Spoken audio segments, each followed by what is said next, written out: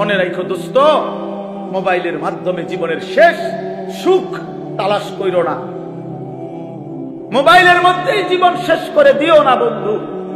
এই নারী, এই ছবি, এই অশ্লীল দৃশ্য, এই মাতলামির এই জিন্দেগি।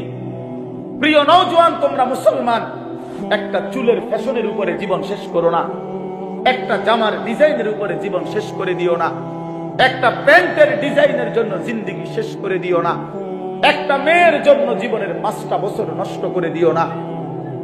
আমার বন্ধু, নষ্ট করো না তুমি। তোমার দ্বারা অনেক স্বপ্ন আছে, তোমার নিয়ে অনেক সম্ভাবনা আছে, তোমার নিয়ে অনেক স্বপ্ন আছে। আগামীর পৃথিবীতে তুমি কালেমার পতাকা উড়াবা, আগামীর পৃথিবীতে তুমি ইসলামের পতাকা উড়াবা। আল্লাহর নবীর এমন সাহাবী ছিল, ইসলামের ইতিহাসে এমন মুজাহিদ ছিল, যাদের স্ত্রীরা তাদের বাসর রাতের কোরবানি করে স্বামীরে প্রথম রাতেই মাথায় পাগড়ি বেঁধে যুদ্ধের ময়দানে ছেড়ে দিয়েছে। বলেছে, স্বামী যাও, আল্লাহর জন্য জান দাও, আর হাসরের ময়দানে তোমার সাথে দেখা হবে, যাও। অতএব দোস্ত আমার, এক নারীর জন্য তুমি না, এক ছবির জন্য তুমি না, এক অশ্লীল দৃশ্যে তুমি হেরে যেও না, হাইরা যাও না। আমি অনুরোধ করছি, আমার 17 বছরের নওজোয়ান, ইসলামের ইতিহাসে 17 বছরের নওজোয়ান মুহাম্মদ ইবনে কাসেম রাহমাতুল্লাহ আলাইহি, এই হিন্দুস্তান বিজয়ের মহানায়ক মুহাম্মদ ইবনে কাসেম, উনি 17 বছরের টকবগে যুবক ছিলেন। আরব থেকে সাগর পাড়ি দিয়ে এসে সিন্ধু প্রদেশ, ভারতের রাজা দাহিরকে পরাজিত করে তিনি কালেমার পতাকা উড়িয়েছেন। সুলতান ইখতিয়ার উদ্দিন মুহাম্মদ বিন বখতিয়ার খিলজি রাহমাতুল্লাহ আলাইহি মাত্র 17 জন যোদ্ধা নিয়ে আমার এই বাংলা মুলুক, তিনি হিন্দু রাজা লক্ষণ সেনকে পরাজিত করে কালেমার পতাকা উড়াইছিলেন। অতএব দিল্লির লাল কেল্লা মুসলমানদের, দিল্লি মুসলমানদের, ইন্ডিয়া মুসলমানদের, গোটা হিন্দুস্তান মুসলমানদের বেটা। অতএব আমি নওজোয়ান বললাম, আমার অনুরোধ বন্ধু, স্বপ্ন দেখো বড়, কল্পনা করো বড়, আগামীর পৃথিবীতে ইমাম মাহদির পক্ষে লড়বা, কালেমার পতাকা উড়াবা, বাংলার জমিনেও কালেমার পতাকা উড়াবা ইনশাআল্লাহ। রাজি তো নওজোয়ান? নওজোয়ান রাজি কিনা বলো? তো 30-এর নিচে যারা, তারা দাঁড়াও, বলো দাঁড়াও নওজোয়ান, দাঁড়াও নওজোয়ান, দাঁড়াও নওজোয়ান, জাগো নওজোয়ান, হিম্মত করো নওজোয়ান, আগে বাড়ো নওজোয়ান, বলো আল্লাহু আকবার। তাকবীর, নারায়ে তাকবীর, কুরআন সুন্নাহর আলো, সংসদে যাবো, কুরআন সুন্নাহর আলো, সংসদে যাবো, কুরআন সুন্নাহর আলো, নারায়ে তাকবীর, আল্লাহু আকবার। মাশাআল্লাহ, মাশাআল্লাহ। বসো ভাইয়া, হেরে যেও না ভাইয়া। ইমানদার হাঁটতে জানে না। নিজের জন্য কিছুই গ্রহণ করতে পারলাম না, দিলের মধ্যে, কলিজার মধ্যে কিছু জমলো না, আখিরাতের কোনো ফিকির আসলো না, তাইলে কি লাভ হইল বাপ? এই লক্ষ লক্ষ টাকা খরচের মাকসাদ কেমনে অর্জন হবে? কোরআনুল কারীমের মধ্যে আছে, নবীগণ মানুষকে যখন আল্লাহর দিকে ডাকতেন, তখন উনারা এটা বলতেন, ইন উরিদু ইল্লাল ইসলাহা মাসতাতাতু। সমস্ত নবীগণ এটা বলতেন যে, হে আমার জাতি, দিবানিশি তোমাদের আল্লাহর দিকে ডেকে আমার একটাই উদ্দেশ্য, আর কোনো উদ্দেশ্য নয়, শুধুই ইসলাহ, তোমাদের সংশোধন, তোমাদের জিন্দেগির পরিবর্তন, মাসতাতাতু, আমার সাধ্যের সবটুকু দিয়ে। তাহলে প্রত্যেক নবী তার সাধ্যের সবটুকু দিয়ে চাইতেন উম্মতের পরিবর্তন, ইসলাহ, সংশোধন। হাদিসের মধ্যে আছে, আল্লাহর নবী সাল্লাল্লাহু আলাইহি ওয়াসাল্লাম সাহাবায়ে কেরামের কাছে বলছেন যে, সাহাবীরা, আমার এক এক উম্মতের প্রত্যেকটা ব্যক্তিকে জাহান্নাম থেকে বাঁচাইবার জন্য আমি রাসূলের ফিকিরটা এমন যে ওয়া আনা আখিযুন বিহুজাজিকুম, আমি শেষ পর্যন্ত আমার উম্মতের কোমর ধরে কোমরের মধ্যে পেঁচাইয়া ধইরাও আমি চেষ্টা করছি জাহান্নামের আগুন থেকে বাঁচাইতে। অর্থাৎ সহজ কথা হইল, মনে করেন কেউ যদি কারো হাতে ধরে ফেরাইতে চায় যে ভাই এটা আগুন, তুই যাস না, তুই জ্বলে যাবি, তাইলে সে হয়তো হাত ছাড়াই দিছেন, তাই না? কেউ হয়তো কাঁধে যদি হাত দেয় তাহলে তাই না, হয়তো কাঁধের হাতও সরাই দিল, ফেলে দিল না, সে যাবেই।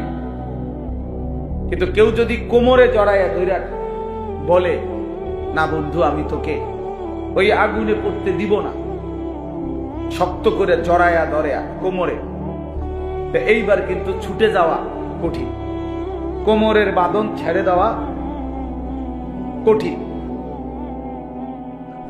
অর্থাৎ আমি তোমাকে ফেরাবই, তোমার আমি জাহান্নামের আগুনে পড়তে দিব না, ওই আগুনে ধ্বংস হইতে দেব না। ঠিক আল্লাহর নবী সাল্লাল্লাহু আলাইহি সাল্লাম বলছেন, উম্মত, আমার দিল চায় যে আমি আমার উম্মতের প্রতিটা সদস্যকে কোমরে ধরে ধরে জাহান্নামের আগুন থেকে বাঁচাই। অর্থাৎ কোনোভাবেই একজন উম্মত জাহান্নামের আগুনে পড়ুক, আমি এটা চাই না। আমাদের দাওয়াত ও তাবলীগের সারা বিশ্ববিখ্যাত মুরব্বী হযরত মাওলানা আহমদ লাট সাহেব দামাত বারাকাতুহুল আলিয়া, তিনি বলছেন এই কথা যে প্রিয় নবী সাল্লাল্লাহু আলাইহি ওয়াসাল্লাম এবং সমস্ত সাহাবায়ে কেরাম, ওনাদের ফিকির কি ছিল? ওনাদের জিন্দেগীর একটা মূল ফিকির ছিল আল্লাহ পাকের এক এক বান্দা কিভাবে জাহান্নাম থেকে বাঁচবে, জাহান্নাম থেকে কিভাবে বাঁচবে, জাহান্নাম থেকে কিভাবে বাঁচবে। কুরআনুল কারীমের মধ্যে আছে, আল্লাহ তাআলা বলছেন, ওয়া কুনতুম আলা শাফা হুফরাতিন মিনান নার ফাআনকাযাকুম মিনহা। আল্লাহ তাআলা বলেন, বান্দা তোমরা নাফরমানি আর সীমা লঙ্ঘনে একেবারে জাহান্নামের আগুনের কিনারায় পৌঁছে গেছিলাম। মনে করেন এই টিস্যু বক্স এখানে চলে আসছে, এবার আর এক ধাক্কা দিলেই এটা পড়ে যাবে। তো আল্লাহ তাআলা বলছেন, বান্দা তোমরা আইয়ামে জাহিলিয়ার এই সমাজ, অন্ধকারাচ্ছন্ন সমাজে যাবতীয় অন্যায়, অশ্লীলতা, বেহায়াপনা, কুফর, শিরিক, আল্লাহর নাফরমানি করতে করতে জাহান্নামের আগুনের পাশে চলে আসছিলাম। আমি আল্লাহ দয়া করে আমার বন্ধুকে পাঠালাম, কোরআন নাজিল করলাম। এই কোরআনের মাধ্যমে, আমার বন্ধুর মাধ্যমে আমি আল্লাহ তোমাদেরকে জাহান্নামের সেই কিনারা থেকে রক্ষা করে দিলাম, উদ্ধার করে দিলাম।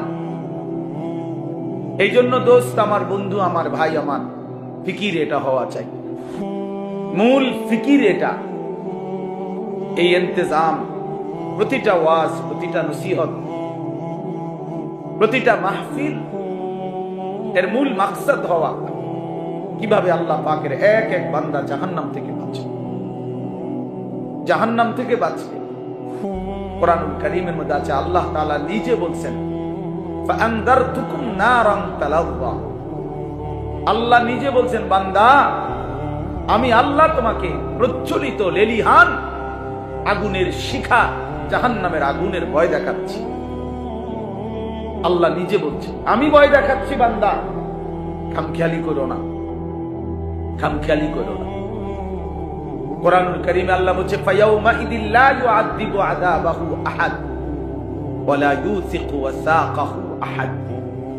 আল্লাহ তাআলা বলে, নাফরমান বান্দা মনে রেখো, হাসরের দিন আমি আল্লাহ তোমার এমন শাস্তি দেব, এমন আযাব দেব বান্দা, যেই আযাব জীবনে তোমাকে কেউ কোনোদিন দেয় না, যেই শাস্তি তুমি কোনোদিন কল্পনাও করতে পারো নাই,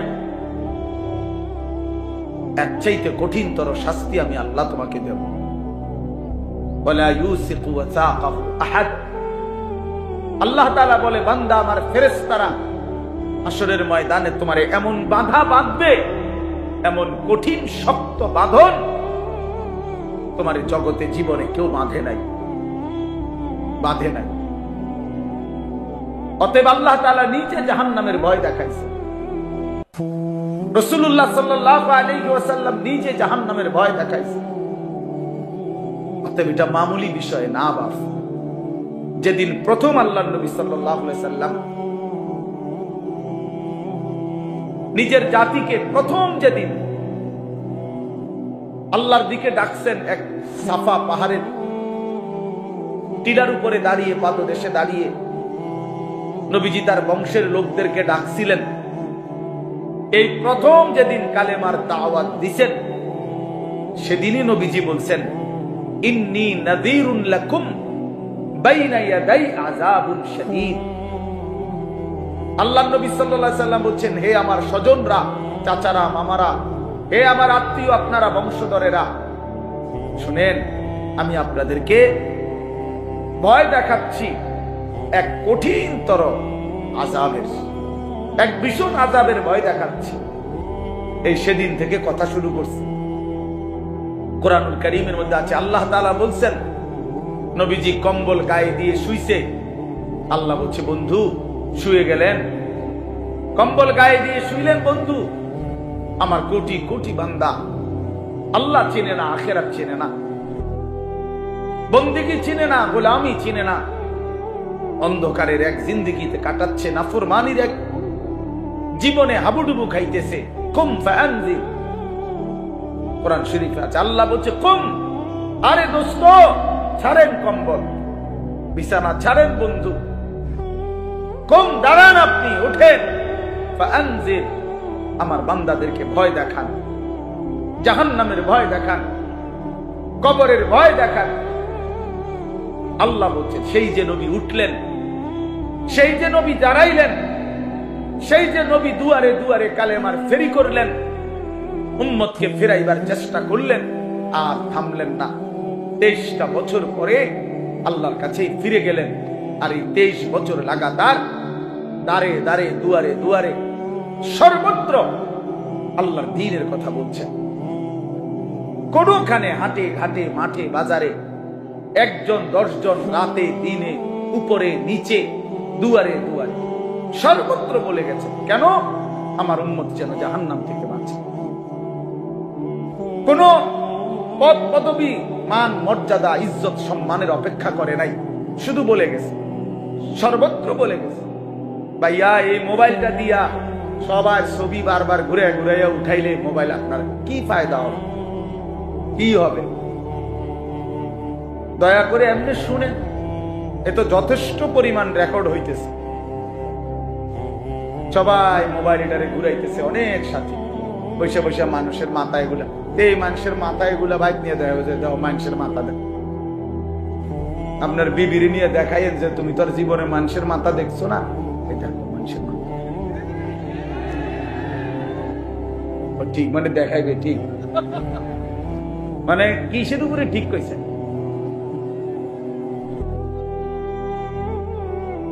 এই জন্য বললাম, নবী সাল্লাল্লাহু আলাইহি ওয়াসাল্লাম দুয়ারে দুয়ারে ঘুরলেন, দুয়ারে দুয়ারে, দুয়ারে দুয়ারে, পাথরের আঘাত সয়েও কালেমার দাওয়াত দিয়েছেন।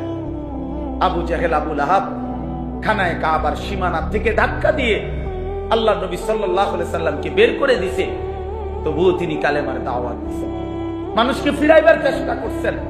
উটের পচা নারী ভুড়ি পিঠের উপরে চাপায়া দিছে, তবুও তিনি আবার দাঁড়িয়ে আল্লাহর কথা বলছেন, শুধু বলেই গেছেন সর্বত্র, কভি আরশ পর, কভি ফরশ পর, কভি উনকে দর, কভি দর বদর, গমে आशिकी तेरा शुक्रिया, मैं कहां कहां से गुजर गया, कभी रास्तों में तन्हा, कभी हो गुरूद सहरा, मैं जुनूं का हम सफर हो, मेरा कोई घर नहीं है। নবী যেন বলতেন, আমার কোনো ঘর নাই, কখনো উপরে, কখনো নিচে, কখনো তার কাছে, কখনো তার কাছে, কখনো দুয়ারে দুয়ারে। আল্লাহর পথে সমস্ত ব্যথা বেদনা, দুঃখ যন্ত্রণা, অপমান লাঞ্ছনা প্রতিটা আঘাতের বিনিময়ে আল্লাহর নবী বলতেন, মাওলা তোমার শুকরিয়া, তোমার কথা বলতে গিয়েই আঘাত পেয়েছি, তোমার জন্যই রক্ত জড়িয়েছি, তোমার জন্যই লজ্জিত হয়েছি, গমে আশিকি তেরা শুকরিয়া। তোমার ভালোবাসার যত দুঃখ বেদনা সব সইলাম, সব কিছুর জন্য তোমার শুকর, তোমার পথেই বেইজ্জতি হয়েছে। এইভাবে নবীজি দাওয়াত দিয়েছে। এই জন্য প্রিয় ভাই, আমার প্রথম কথা এটা, আজকের এই বর্ণাঢ্য আয়োজনে আমি দিল থেকে, আমার দিলের তামান্না, ইচ্ছা, আমি বললাম এত সুন্দর এত বড়সড় আয়োজন, আরো যেন ফিকির সামনের দিনে, মূল ফিকির যেন হয় উম্মতের হেদায়েত, মূল ফিকির যেন হয় কওম মিল্লাতের পরিবর্তন।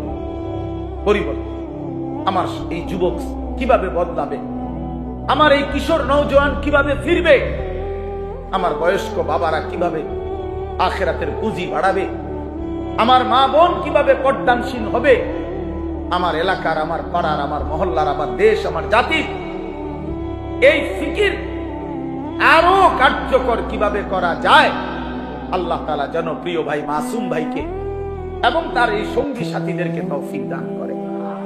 আমরাও ইনশাআল্লাহ হায়াতে বাঁচলে এর জন্য যত পরামর্শ দিতে হয় আমরা দেব ইনশাআল্লাহ, আমরা সহযোগিতা করব। কিন্তু আমার দিলের কথা হলো এটা, শুধু যেন লৌকিকতা না হয়, প্রদর্শন। লোক হইছে বেটা, একটা তুফান গেছে, বেটা একটা তুফান গেছে, না দোস্ত, এটা কোনো বিষয় না। আল্লাহর বান্দাদের দিলের হালাত কি হইছে, মহল্লার ছেলেদের অবস্থা কি হইছে, এটা দেখা উচিত। আমরা কিতাবে পড়ছি, হযরত হাসান বসরি রাহমাতুল্লাহ আলাইহি বলতেন, এক বড় বুজুর্গ ছিলেন, জগৎ বিখ্যাত। তিনি বলতেন, আমরা যখন আমাদের জামানায় জানাজা পড়তাম, তো আমরা জানাজার মাঠে গেলে সকলে এই পরিমাণ কাঁদত, ওই লাশ দেখে নিজের কবরের ভয়ে, মৃত্যুর ভয়ে। উনি বলেন, আল্লাহর কসম কেউ বলতে পারতো না স্বজনটা কার। মানে মূলত লোক মারা গেছে কার, আলাদাভাবে চিহ্নিত করার কোনো কি ছিল না, উপায় ছিল। সবাই কাঁদতেছে, সবাই কাঁদতেছে এক তালে।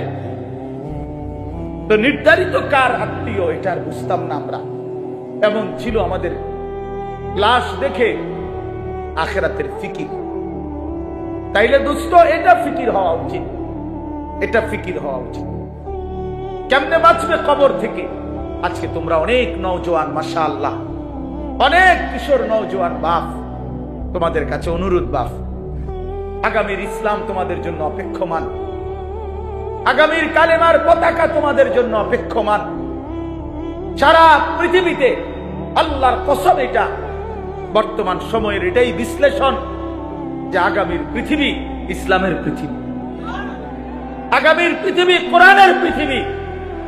সারা পৃথিবীতে আলহামদুলিল্লাহ মজলুমের বিজয় হচ্ছে, জালেমের পরাজয় হচ্ছে। জালেম শুধু পরাজিত না, যেখানেই জালেম হেরে যায় ওইখানেই জালেম ভাগ্যা যায়, ভাগ্যা যায়, জাগাত থাকে না, ভাগ্যা যায়, পলায়।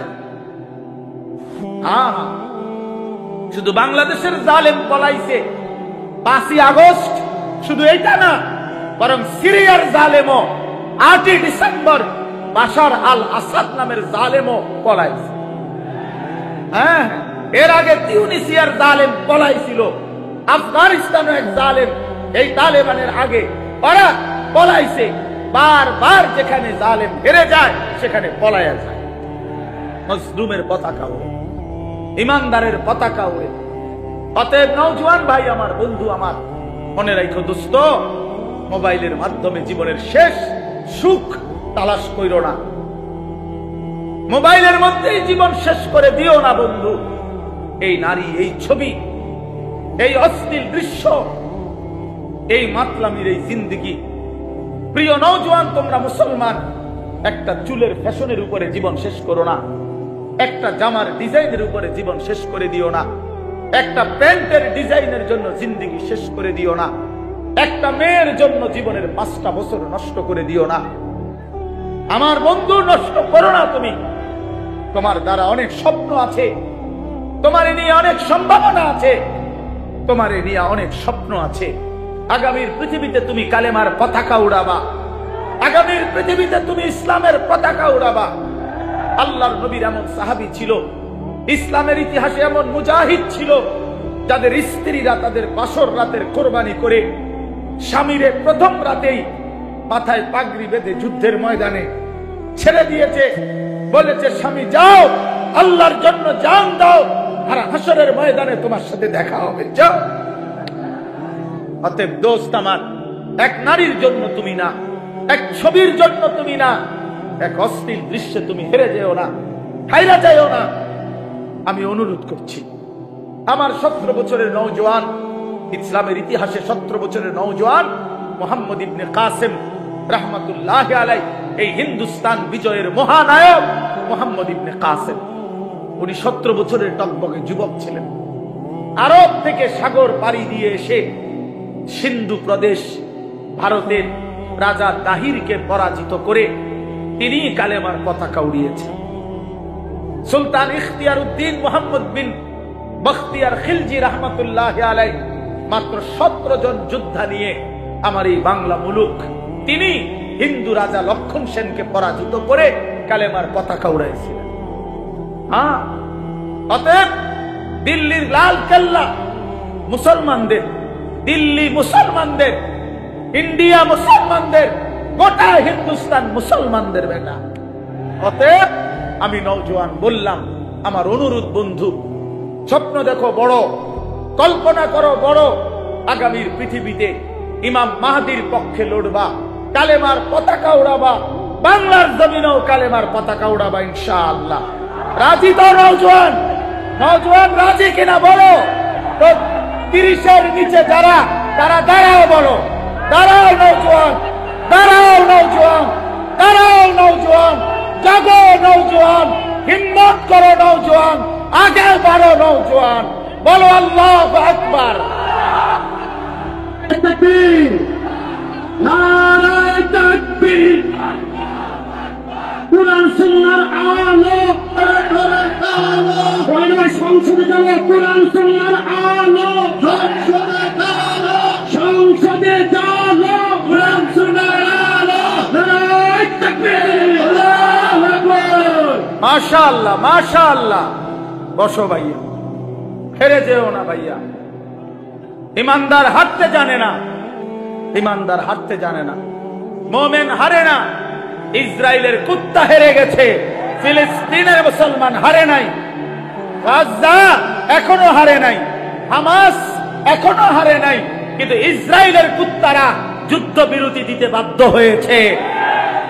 ইসরায়েলের কুত্তা আজ হোক কাল হোক চূড়ান্ত হেরে যাবে, ফিলিস্তিনের পতাকা উড়বেই উড়বে ইনশাআল্লাহ। মনে রাখো বন্ধু, হতাশার কিছু নাই। সারা পৃথিবীতে ইসলামের বিজয়ের পূর্বাভাস প্রতিটা মাহফিলে এখন আমাদের বাংলাদেশে আমরা দেখতেছি নওজোয়ানের উপস্থিতি। বাংলাদেশের প্রতিটা গলিতে গলিতে মাদ্রাসা, বাংলাদেশের কিশোর দিন মজুর, সেও স্বপ্ন দেখে তার ছেলে হাফেজে কোরআন হবে। বাংলাদেশের উচ্চবিত্ত 1000 কোটি টাকার মালিকও স্বপ্ন দেখে তার ছেলে হাফেজে কোরআন হবে। কাজে কোরআন প্রত্যেকের দিলে দিলে পৌঁছে গেছে। মাদ্রাসা কোরআনের ঘর উম্মতের রাস্তায় রাস্তায় গলিতে গলিতে পৌঁছে গেছে। এদেশের লক্ষ কোটি কিশোর তরুণ নওজোয়ান আল্লাহর দ্বীনের জন্য ওয়াজ মাহফিল, উলামায়ে কেরামের কোরআনের কথা পৌঁছাবার জন্য জান প্রাণ বাজি রেখে মেহনত করছে।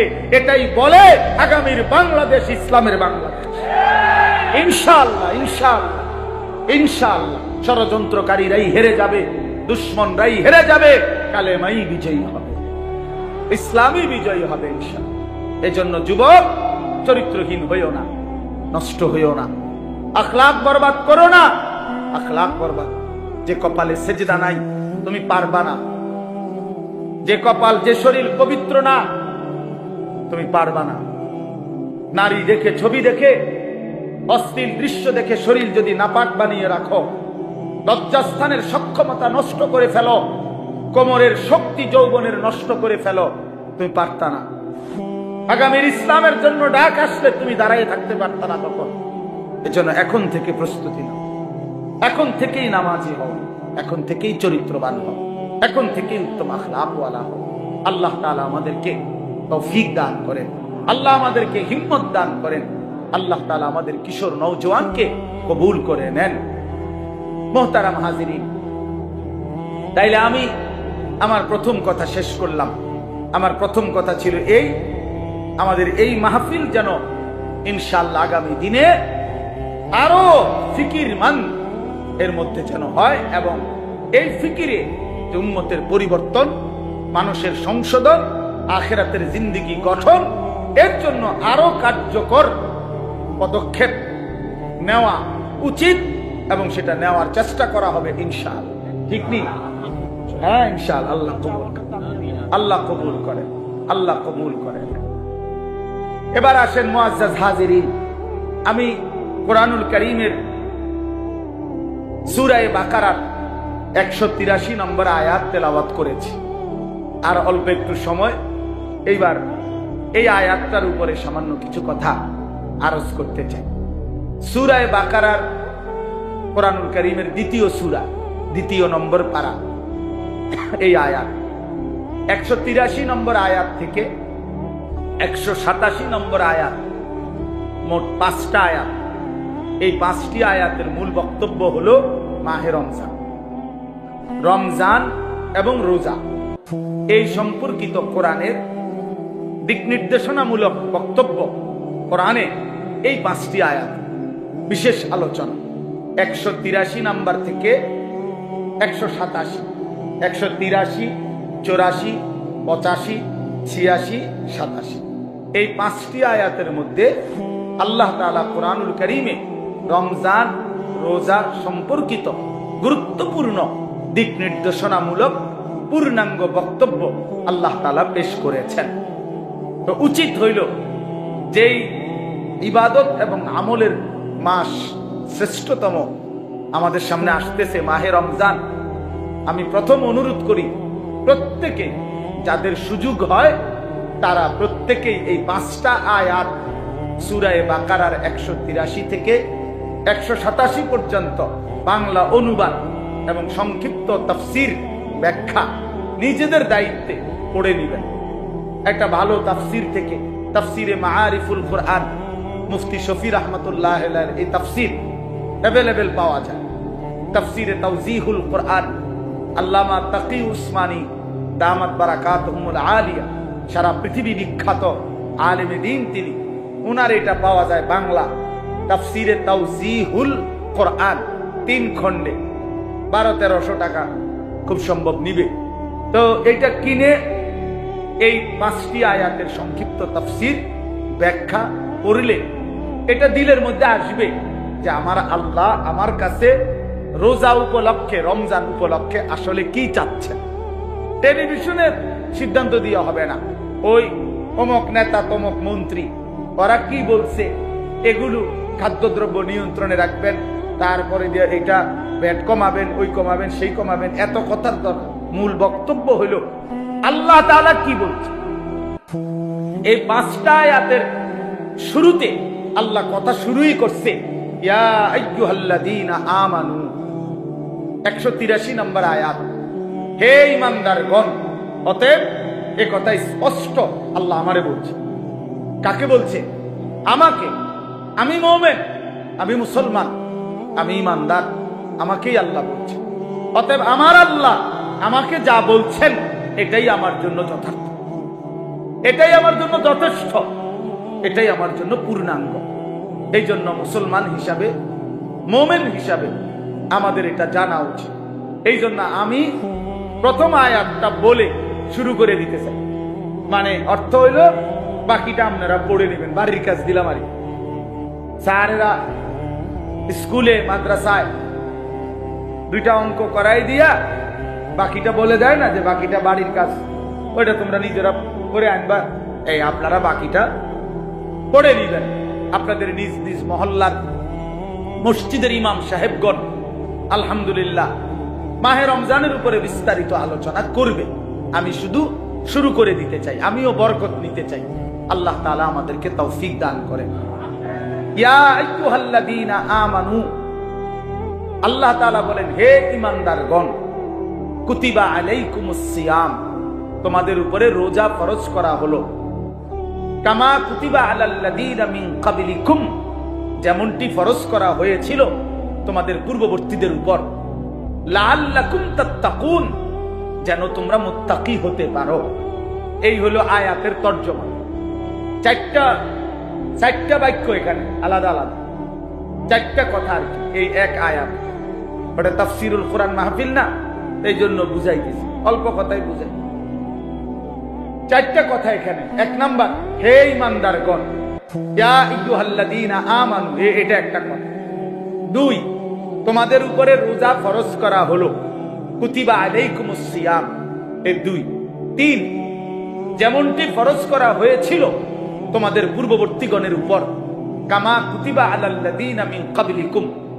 চার, উদ্দেশ্য লাআল্লাকুম তাত্তাকুন, যেন তোমরা সকলেই এই রমজান রোজার মাধ্যমে মুত্তাকি হতে পারো।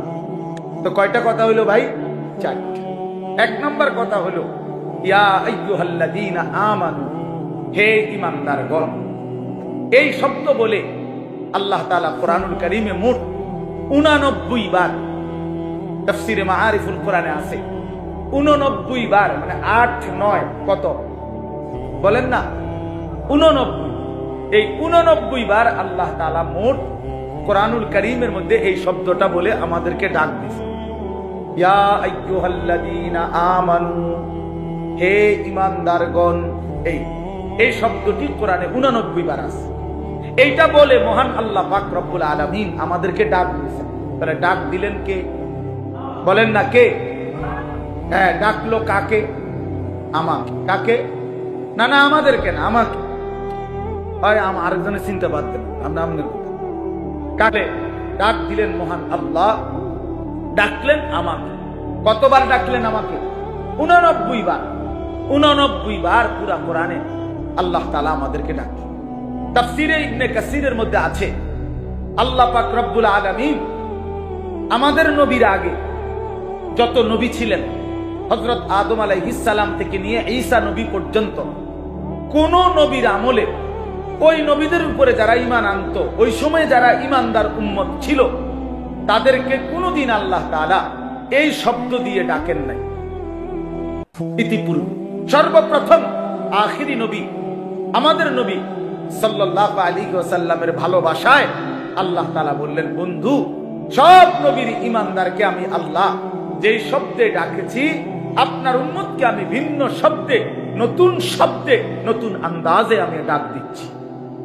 এটা আমাদের প্রতি আল্লাহ তাআলার চূড়ান্ত ভালোবাসা, শরাফাতুল উম্মাতিল মুহাম্মাদিয়্যা। এটা উম্মতে মুহাম্মাদির শরাফত, মর্যাদা, যে আমাদের নবীর কারণে আল্লাহ তাআলা আমাদেরকেও ভিন্ন শব্দে ডাক দিয়েছে। কোরআন শরীফের মধ্যে আছে 25 জন নবীর নাম। সব নবীর নাম, যাদের নাম আছে কোরআনে, আল্লাহ ওই নবীদেরকে ডাক দিছে কথা বলার জন্য। বিভিন্ন সময় নবীদেরকে আল্লাহ তাআলা নাম ধরে ধরে ডাক দিছে। ইয়া আদম, এ কোরআন শরীফের শব্দ, হে আদম। ইয়া নূহ, হে নূহ। ইয়া ইব্রাহিম, হে ইব্রাহিম। ইয়া মূসা, হে মূসা। ইয়া ঈসা, হে ঈসা। ইয়া জাকারিয়া, হে জাকারিয়া। ইয়া ইয়াহইয়া, হে ইয়াহইয়া। এগুলো নবীদের নাম। নবীদেরকে নাম ধরে ধরে আল্লাহ ডাক দিয়ে কথা বলছেন। কিন্তু পুরা কোরআনুল কারীমে আল্লাহ তাআলা বলেন, বন্ধু, আপনার বেলায় আয়েশা, আপনি আমার আখিরি বন্ধু, আপনি আমার কলিজার টুকরা, আপনি আমার হাবিব, আপনি আমার মাহবুব, আপনি আমার সবচেয়ে প্রিয় বন্ধু। পুরা কোরআনে আল্লাহ তাআলা 23 বছরে একবার, একদিনের জন্য হে মুহাম্মদ, ইয়া মুহাম্মদ বলে একবারও ডাকেন না। পুরা কোরআনে নাই। নবীজির নাম আছে কিন্তু ডাক নাই। নবীজিকে হে মুহাম্মদ বলে নাম ধরে আল্লাহ কখনো ডাকেন নাই। ডাকছেন ভিন্ন শব্দ, ইয়া আইয়ুহান নবী, হে নবী আমার। ইয়া আইয়ুহার রাসূল, হে রাসূল আমার। ইয়া আইয়ুহাল মুজাম্মিল, হে কম্বল পরা বন্ধু আমার, ইয়া আইয়ুহাল মুদ্দাসসির, হে চাদর আবৃত নবী আমার। কখনো চাদর পরা নবী, কখনো কম্বল পরা নবী, কখনো হে নবী আমার, হে রাসূল আমার, এভাবে ডাকছে। তাহলে যেভাবে আল্লাহ তাআলা আমাদের নবীকে ডাকছেন ভিন্ন ভাবে, আমাদের নবীর ঈমানদার উম্মত হিসেবে আমাদেরকে ডাকছেন ভিন্ন ভাবে। আর সেই ভিন্নতাটাই হলো ইয়া আইয়ুহাল্লাযীনা আমানু। এই জন্য তাফসীর ইবনে কাসিরের মধ্যে লিখছে, যেখানেই আল্লাহ তাআলা ডাকছেন হে ঈমানদারগণ, খোদার কসম ওইখানেই আল্লাহ তাআলা উদ্দেশ্য নিছেন যে মোমেন তুমি আমার বন্ধু, অতএব আমি যেন ডাক দিলাম হে আমার বন্ধুগণ। এজন্য হে মোমেনগণ, হে ঈমানদারগণ, এ কথার অর্থ হইল হে আমার বন্ধুগণ, বন্ধুগণ।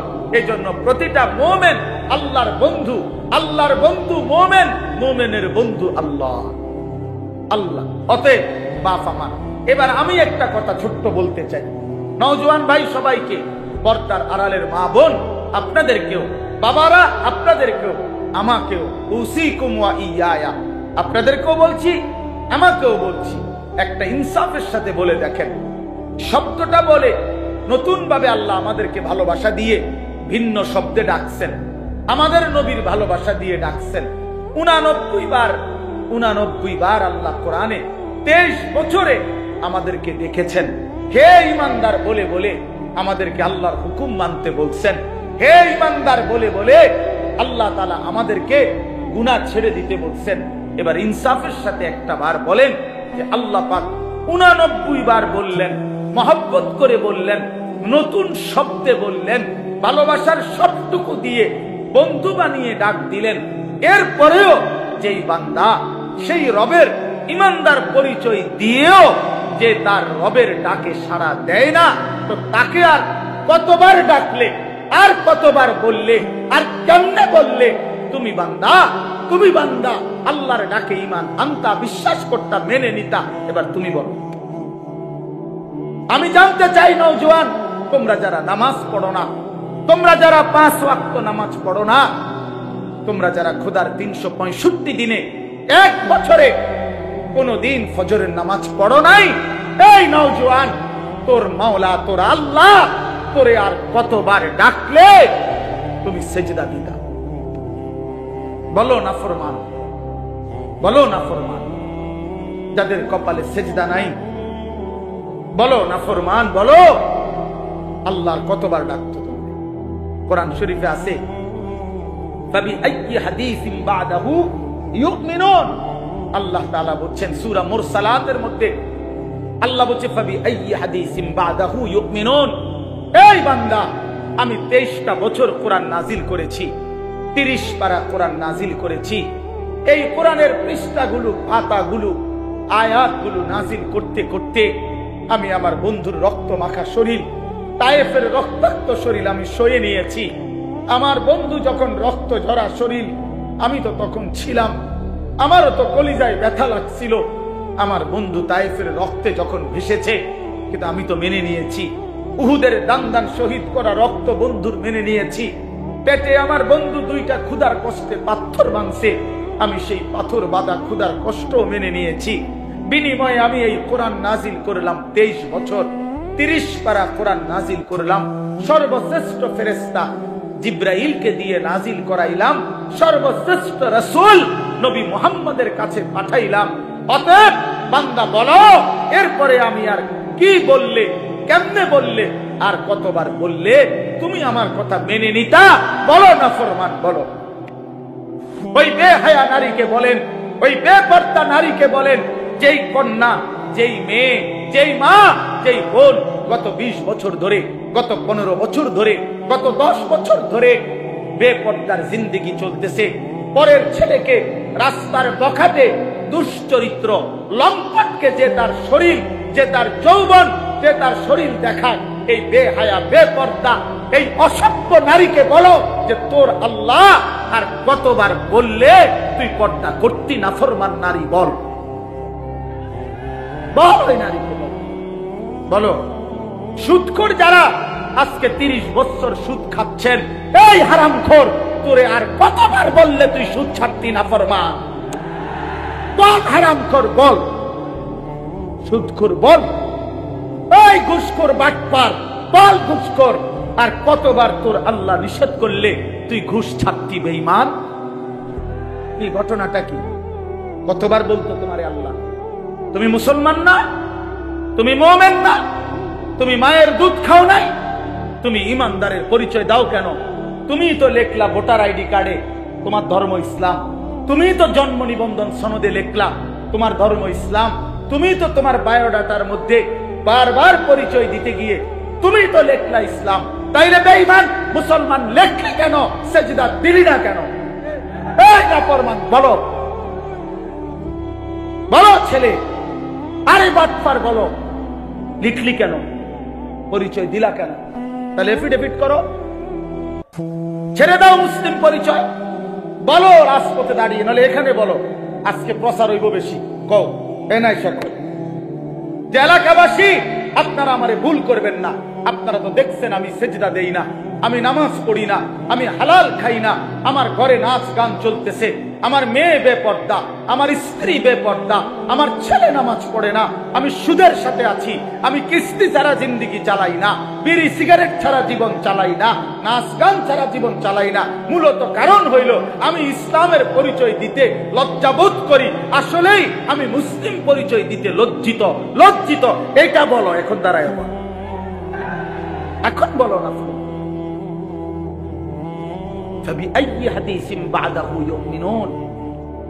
আল্লাহ জিজ্ঞেস করছে বান্দা বলো, আর কেমনে বললে তুমি মেনে নিতা? নবী জিজ্ঞেস করবে দোস্ত, আমি বন্ধু ফেরিওয়ালা, খুব সুন্দর নিয়ম মাফিক ওয়াজ করতে আমি জানি না, খুব ডিজাইনেবল কথা আমি বলতে পারি না বন্ধু, কিন্তু আমি আমার কলিজার সবটুকু আবেগ দিয়ে বললাম, ভালোবাসার সবটুকু দিয়ে জানতে চাইলাম। আমি বললাম দোস্ত নওজোয়ান, পর্দার আড়ালের মা বোন, খোদার কসম নবীজি হাসরের ময়দানে উম্মতের আমলনামা নবী দেখবে, সুপারিশের আগে আমলনামা দেখাইতে হবে, ফাইল জমা দিতে হবে নবীজির কাছে। ইয়া রাসূলুল্লাহ, এই যে আমি আনিসুর রহমান আশরাফি, এটা আমার ফাইল, আপনি আমার জন্য একটু সুপারিশ করেন। আল্লাহর নবী সেটা দেখবে, দেখবে খোদার 30 বছরে কোনো দিন ফজরের নামাজ পড়ে না, 365 দিনে কোনো ফজরের নামাজ নাই, 30 বছর ধরে মিথ্যাই বলছে, 30 বছর ধরে সুদ খাইছে, 30 বছর ধরে ঘুষ খাইছে, আজীবন কিস্তির টাকা দিয়ে জিন্দেগি কাটাইছে, 60 বছর বয়স এখনো বিড়ি সিগারেট মুখে, 60 বছর পর্যন্ত বিড়ি সিগারেট খাইয়া গেছে, 60 বছর পর্যন্ত গালি ছাড়া কোনো একটা কথা বলে নাই, চা দোকানের নর্তকীর দেখা ছাড়া দিন কাটে নাই, সময় কাটে নাই। নারী দেখবে যে বছরের পর বছর বেপর্দা, একটা পূর্ণ রমজান গেছে, আল্লাহ ডাকতেছে মহিলাটাকে, হে আমার বান্দি রহমত নাও, মাগফিরাত নাও। শেষ দশকে আল্লাহ ডেকে বলে, আমার ইমানদার বান্দি নাও, জাহান্নাম থেকে মুক্তির পরওয়ানা নাও। আর ওই নাফরমান নারী, ওই বেহায়া নারী বলে, এই মাওলা তোমার জান্নাত আমার লাগবে না, তোমার নাজাত আমার লাগবে না, তোমার এটি তুমি রাখো, আমি জুতা কিনতে যাইতে আছি, আমি মার্কেটে যাই জুতা কিনতে, মনে রাখিস তোরে জুতা দিয়া পিটবে, জুতা দিয়া, জুতা দিয়া পিটবে, জুতা দিয়া বললাম। বেহায়া নারী মনে রাখিস, তোরে জুতা দিয়া পিটবে, তোরে ফেরেশতা জুতা দিয়া পিটবে। কার আহ্বান প্রত্যাখ্যান করলাম? রমজানের শেষ 10 দিন জুতা কেনার জন্য আল্লাহ দিছিল? কথা বলেন না কেন? শেষ 10 দিন শাড়ি গহনা কিনবার জন্য আল্লাহ দিছিল? তো আল্লাহ তো ডাকলো মাগফিরাত নাও, আল্লাহ তো ডাকলো রহমত নাও, আল্লাহ তো ডাকলো নাজাত নাও। তুমি কও না আমার এটি লাগতো না, আমার জুতা, আমার দরকার জুতা, আমার দরকার শাড়ি, আমার দরকার ফেয়ার এন্ড লাভলি, আমার দরকার গহনা, আমি রাস্তার পুরুষ দেখাবো, আমি বখাটেরা রেডি হয়ে আছে আমার রূপ দেখার জন্য, যৌবন দেখার জন্য। এই জন্য অসভ্য মেয়ে নিজের শরীর প্রদর্শন করার জন্য সে নানা রঙের বাহারি সাজে সাজে। আরে নারী, ওই মেয়ে, কন্যা বোন, তুমি যদি বুঝতা যারা তোমারে দেখে তারা তোমারে উপভোগের কল্পনা ছাড়া তারা জিনা ব্যভিচারের কল্পনা ছাড়া আর কিছু তাদের দিলে তোমার প্রতি জাগে না। এই ছাড়া আর কিচ্ছু নাই, এই ছাড়া আর কিছু নাই। দুশ্চরিত্র যুবক তোমাকে নিয়ে উত্তম কোনো কল্পনা করে না, উত্তম কোনো কল্পনা করে না। অতএব দয়া করে বন্ধু বলেন, নবীজি যখন দেখবে নামাজ নাই, রোজা নাই, জিকির নাই, তিলাওয়াত নাই, ফজরের নামাজ নাই, হালাল উপার্জনের কোনো খবর নাই, ঘরে টেলিভিশন, নাচ গান চলছে তো চলছে, চলছে তো চলছে, আল্লাহর কসম বন্ধু নবীজি সাল্লাল্লাহু আলাইহি সাল্লাম চোখের পানি ফেলে দিবে আর হাসরের ময়দানে উম্মতকে বলবে, উম্মত আমি সেই নবী, 23 বছর যেই নবী তোমাদের জন্য সারা রাতও আমি এশার নামাজের পরে দাঁড়িয়ে ফজরের আজান পর্যন্ত আমি চোখের পানি ফেলে তোমাদের জন্য আমি আল্লাহর কাছে মাগফিরাতের দোয়া করছিলাম। আমি সারা রাত কাঁদছি উম্মত, আমি পেটে 2টা পাথর বাঁধছি ক্ষুধার কষ্টে, আমি তায়েফের রক্তে আমার শরীর এই পরিমাণ রক্ত ঝরছে, আমার পায়ের জুতা পায়ের তালুর সাথে জমাট বাইধা আমার জুতা খুলতে পারছিলাম না। আমি উহুদের দান দান করা শহীদ হয়ে রক্ত ঝরিয়ে উহুদের ময়দানে পড়েছিলাম, বিনিময়ে এই আমল নামা, আমার 23 বছরের মেহনতের এই বিনিময় উম্মত আমি এই জন্য রক্ত ঝরাইলাম। বলো না বাপ, এই বাপ বলো, কি বলবা তুমি তখন? নবী যখন বলবে, উম্মত কেমনে পারলা তুমি আমার 23 বছরের চোখের পানিকে এভাবে ফিরাই দিলা, আমার তায়েফের রক্ত এভাবে ফিরাই দিলা, আমার পেটে পাথর বাঁধা ক্ষুধার কষ্ট এভাবে ভুলে গেলা, এটা কি আমল নামা নিয়ে আসছো? আরে মিয়া, কোনো বাবা যদি তার গ্রামের জায়গা জমি ভিটা মাটি বেচা 6 বছর লাগাইয়া ছেলেটারে যদি ইউনিভার্সিটিতে পড়ায়, এই ছেলেটার ইউনিভার্সিটির খরচ দিতে গিয়ে বাবা জমিটা বিক্রি করে ফেলছে, ভিটাটা বিক্রি করে ফেলছে, 3 বেলা না খাইয়া 10 বেলা না খাইয়া বুকে বাইদা সন্তানরে টাকাগুলো দিছে। 6 বছর পরে যদি রেজাল্ট আসে ছেলেটা ফেল, ফলাফল যদি আসে ফেল করছে, এই বাপ কি পরিমাণ কাঁদবে বলো ভাইয়া? এই বাপ কি পরিমাণ কাঁদবে? সে চিৎকার করে গড়াগড়ি খাইয়া বলবে, আমার সন্তান তুই জানোস না তোর এক একটা টাকার জন্য আমার কি পরিমাণ ঘাম ঝরাইতে হয়েছে মাঠে, আমি ভিটা বেচা ফেলছি, আমি গরু বেচা ফেলছি, আমি সব বিক্রি করে আমি তোরে এতগুলো টাকা জমাইয়া তোরে দিলাম, বিনিময়ে এই ফলাফল। কাঁদবে কিনা বলেন? তো নবী বলবে না, এটা উম্মত আমি 23টা বছরের চোখের পানির বিনিময়ে এই, আমার তায়েফের রক্তের বিনিময়ে এই। বলো ভাইয়া বলো, বলেন বাপ, যারা 60 বছর বয়স হয়েছে এখনো বিড়ি সিগারেট ছাড়তে পারলেন না, কখন ছাড়বেন? যাদের বয়স হয়ে গেছে 60 বছর এখনো গালিগালাজ ছাড়া কথা বলতে পারেন না, কখন ছাড়বেন? এখনো সময় হয় নাই? মরতেন না? কবরে যাইতেন না? আলা ইয়াযুন্নু উলাইকা আন্নাহুম মাবউসুন। আল্লাহ কোরআনে বলছে, আলা ইয়াযুন্নু উলাইকা আন্নাহুম মাবউসুন। এই নাফরমান, এমন করছো কেন বান্দা? তুমি কি হাসরের ময়দানে উঠবা না? আল্লাহ জিজ্ঞেস করছে, আল্লাহ নিজে বলছে বন্ধু, আরে বান্দা এরকম করস কা? এত মিথ্যা, এত চুরি, এত ডাকাতি, এত জিনা, এত ব্যভিচার, এত মদ, এত জুয়া, এত নারী, এত ছবি, এত উলঙ্গ দৃশ্য দেখছস কেন বান্দা? তুই কি হাসরের ময়দানে উঠবি না বান্দা? তুই কেমনে আমারে দেখাইবি? তুই আমি আল্লাহর সামনে কেমনে দাঁড়াইবি বান্দা? ফাকাইফা তাত্তাকুনা ইন কাফারতুম ইয়াওমান ইয়াজালুল বিলদানা শিবা। রব্বে করিম আল্লাহ বলে, বান্দা দিবানিশি যে আমি আল্লাহর নাফরমানি করছো বান্দা। আল্লাহ বলে, বান্দা আমি জানতে চাই বান্দা, এই যে দিবানিশি নাফরমানি করছো, ওই হাসরের দিন তুমি কেমনে বাঁচবা বান্দা? এই হাসরের দিন জানো নাকি বান্দা? একদিনেই তো দুঃখ, কষ্ট, যন্ত্রণা আর আযাবে। হাসরের একদিনেই কোলের বাচ্চা বুড়া হয়ে যাবে, বুড়া হয়ে যাবে। ফাকাইফা তাত্তাকুনা ইন কাফারতুম ইয়াওমান ইয়াজালুল বিলদানা শিবা। একদিনেই কোলের বাচ্চা বুড়া হয়ে যাবে। মানুষ বলে না যে এই একটা 15 দিনের এই যন্ত্রণায় আমার চুলটা পাইকা গেছে, বলে কিনা বলে? এই 3 মাসের বেদনায় আমার চুল পাইকা গেছে।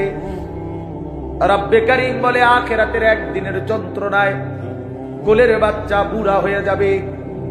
অতএব বন্ধু আমার, আমি এক শব্দ মনে করাইলাম, একটা শব্দই মনে করাইলাম, ইয়া আইয়ুহাল্লাযীনা আমানু, হে ঈমানদার, হে ঈমানদার। এটা আল্লাহ তাআলার বহুতই মহব্বতের শব্দ, বহুতই মহব্বতের শব্দ। অতএব মা বোন, আমরা শুনেছি অনেক মা বোন বয়ান শুনতে আসছেন, এই জন্য বললাম মায়েরা, আমি যদি আপনাদের সন্তানের বয়সী হই, আমি আপনার ছেলে বললাম, কোন বোন আমি তোমার ভাই, আমি তোমারে বললাম বোন, তুমি রমজান মাস বোন আমার, আল্লাহর দোহাই, রমজান আল্লাহর দেওয়া। রমজানে আল্লাহ বলছে বান্দা এটা আমি আমার সিজন, আল্লাহরও সিজন। এটা কিসের সিজন? আল্লাহ বলে বান্দা এই মাসে না আমি আমার বেশি বান্দারে জাহান্নাম থেকে মুক্তি দেব, এই মাসে আমি জান্নাতি দেব আমার কোটি কোটি বান্দাকে। এজন্য এই মাসটাকে আমি আলাদাভাবে ইবাদত দিয়া সাজাইছি। সিজনে ব্যবসায়ী অতিরিক্ত মাল উঠায়, কাপড় ব্যবসায়ী এখন আরো 40 লাখ টাকার মাল উঠাইছে, কারণ তার এখন সিজন। আল্লাহ তাআলা বলে রমজান আমার বান্দাকে মাফ করার সিজন, জাহান্নাম থেকে মুক্তি দেওয়ার সিজন, জান্নাত দেওয়ার সিজন। এই জন্য আমি আল্লাহ রমজানে আরো অতিরিক্ত ইবাদত উঠাইলাম। গত 11 মাসের ইবাদত তো ছিলই, নতুন করে 1 মাসের রোজা নতুন ইবাদত দিলাম। ইফতার এটাও ইবাদত, সাহারি এটাও ইবাদত, 20 রাকাত তারাবি এটাও ইবাদত, শেষ দশকের এতেকাফ এটাও ইবাদত, শেষ দশকের বেজর রাত্রির শবে কদরের তালাশ এটাও ইবাদত। আল্লাহ বলে বান্দা অতিরিক্ত আরো ইবাদত দিয়ে রমজানটাকে ইবাদত দিয়ে সাজাইলাম, কোরআন দিয়ে সাজাইলাম, সেজদা দিয়ে সাজাইলাম, নেকি। এবার যদি আল্লাহকে বলে আল্লাহ ইবাদত তো বাড়াইয়া দিলেন, নেকি বাড়াইছি নি, হেটা কোন? তা আল্লাহ বলে হ্যাঁ বান্দা, একটা নফল একটা ফরজের সমান, একটা ফরজ 70টা ফরজের সমান। এক শুরুর দশক রহমত, মাঝখানের দশক মাগফিরাত, শেষ দশক নাজাত। প্রতিদিন মাফ করব, জান্নাতের দরজা খোলা, জাহান্নামের দরজা বন্ধ, শয়তানগুলোকে শেকলে বন্দী। এই সব ব্যবস্থাপনা করে আমি চাই শুধু আমার বান্দা সেজদা দিবে, বন্দিগি করবে, রোজা রাখবে, ইফতার করবে, সাহারি করবে, 20 রাকাত তারাবি করবে, মিথ্যা ছাড়বে, চুরি ছাড়বে, ডাকাতি ছাড়বে, জিনা ব্যভিচার ছাড়বে, আর পুরা রমজান প্রতিদিন আমার বান্দা শুধু জান্নাতেই ঢুকবে, জান্নাতেই ঢুকবে, জান্নাতেই ঢুকবে। লাআল্লাকুম তাত্তাকুন। এজন্য আল্লাহ বলছে আমি 1 মাসেই কুতিবা আলাইকুমুস সিয়াম কামা কুতিবা আলাল্লাযীনা মিন ক্বাবলিকুম, আমি আল্লাহ পূর্ববর্তী ইমানদার উম্মতের মতো তোমাদের উপরে রোজা ফরজ করলাম, কষ্ট দেওয়ার জন্য না, ভোকে কষ্ট দেওয়া তোমাদেরকে নয়, বরং আমি আল্লাহ লাআল্লাকুম তাত্তাকুন, মুত্তাকি বানানোর জন্য। মুত্তাকি মানেই জান্নাতি, জান্নাতি মানেই মুত্তাকি। অতএব 1 রমজানে আল্লাহ আমাদেরকে জান্নাতি বানাবেন, এই আশায় আল্লাহ আমাদের উপরে রমজান রোজা ফরজ করেছেন। অতএব শেষ কথা আমার, বলেন যে ইনশাআল্লাহ আমরা রমজানকে কদর করব। বলেন ইনশাআল্লাহ, বলেন ইনশাআল্লাহ রমজানকে কদর করেন, রমজানকে কদর করেন।